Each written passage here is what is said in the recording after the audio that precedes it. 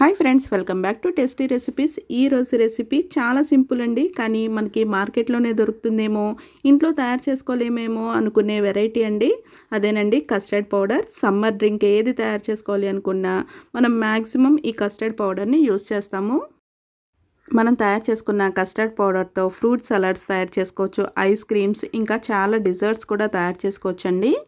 Custard powder తయారు చేయడం కోసం ముందుగా మిక్సీ జార్లోకి 1 కప్పు వరకు పంచదారని తీసుకోవాలి. పంచదారని బాగా మెత్తటి పొడి తయారు చేసుకోవాలి. మనం పంచదార ఏ కప్పుతో అయితే తీసుకున్నామో అదే కొలత మిగిలిన వాటికి కూడా తీసుకోవాలి.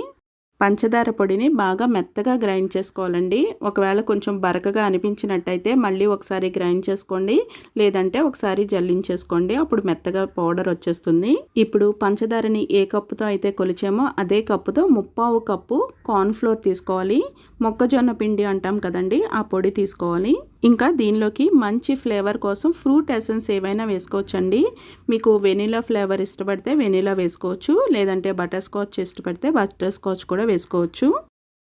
ఇంకా 1/2 టీ స్పూన్ వరకు ఎల్లో ఫుడ్ కలర్ని వేసుకుని మళ్ళీ ఒకసారి గ్రైండ్ చేసేసుకోవాలి. ఇప్పుడు వెడల్పుగా ఉన్న ఒక పళ్ళెం తీసుకుని దీనిలోకి ఈ పౌడర్ని వేసేసుకోవాలి.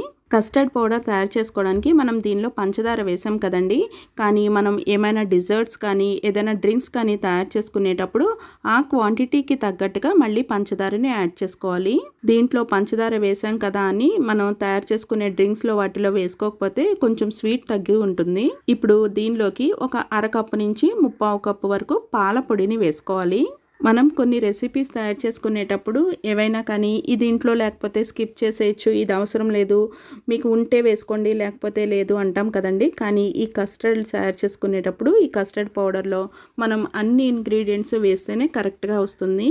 ఇవన్నీ కూడా ఒకసారి బాగా కలిపేసుకున్న తర్వాత ఒక 10 నిమిషాల పాటు పక్కన ఉంచుకోండి. ఎందుకంటే మనం మిక్సీ జార్లో గ్రైండ్ చేసుకున్నప్పుడు కొంచెం వేడి ఉంటుంది కదా, ఆ వేడి అంతా కూడా తగ్గుతుంది. 10 నిమిషాల తర్వాత ఎండలో ఆరబెట్టుకున్న గాజు సీసాలో ఈ పొడిని వేసేసుకుని స్టోర్ చేసుకోవాలి. ఈ కస్టర్డ్ పౌడర్ని ఫ్రిడ్జ్లో అది పెట్టాల్సిన అవసరం లేదండి, మనకి 4-5 నెలల పాటు నిల్వ ఉంటుంది. ఇంట్లో తయారు చేసుకున్న కస్టర్డ్ పౌడర్తో ఫ్రూట్ కస్టర్డ్ తయారీ విధానం కూడా త్వరలోనే పోస్ట్ చేస్తాను. ఇంత సింపుల్గా తయారు చేసుకోగలిగే రెసిపీ మీకు నచ్చినట్టయితే ఫుడ్ ట్రీ ఛానల్ని సబ్స్క్రైబ్ చేసుకోవడం మర్చిపోకండి. మరొక ఇంట్రెస్టింగ్ అండ్ టేస్టీ రెసిపీతో మళ్ళీ కలుద్దాము. Thank you for watching food tree channel.